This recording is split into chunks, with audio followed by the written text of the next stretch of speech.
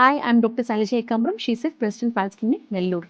ఈరోజు 55 years old female patient నా ఓపీకి breast లంప్తో వచ్చారు. ఆ బ్రెస్ట్ లంప్ ఎగ్జామిన్ చేసి అల్ట్రాసౌండ్ ఒకటి రాశాను. సో అల్ట్రాసౌండ్లో మనకి డౌట్ఫుల్ లీషన్గా ఇచ్చారు, అంటే బైరాక్స్ 4 లీషన్ అని ఇచ్చారు. సో ట్రూ కట్ బయాప్సీ చేసి అది క్యాన్సర్ అని నిర్ధారణ అయింది.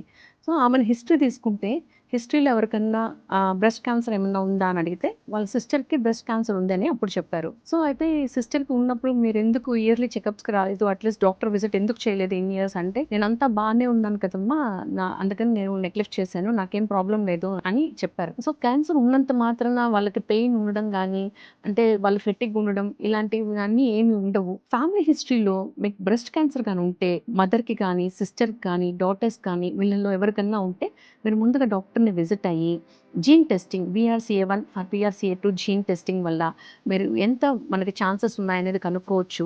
ఇంకొకటి బ్రెస్ట్ సెల్ఫ్ ఎగ్జామినేషన్ ద్వారా మనం ముందుగా నిర్ధారణ చేసుకోవచ్చు. ఇంకా ఫ్రీక్వెంట్ డాక్టర్ విజిట్స్, అంటే 6 మంత్స్కి ఒకసారి డాక్టర్ విజిట్ చేయడము, లేదా ఇయర్లీ స్కాన్స్ ద్వారా మనం ఎర్లీగా ఈ బ్రెస్ట్ క్యాన్సర్ని డిటెక్ట్ చేసుకోవచ్చు. ఫ్యామిలీ హిస్టరీలో ఉన్న వాళ్ళు అసలు నెగ్లెక్ట్ చేయకండి. ఎర్లీగా డిటెక్ట్ చేసుకోగలిగితే బ్రెస్ట్ క్యాన్సర్ని జయించవచ్చు.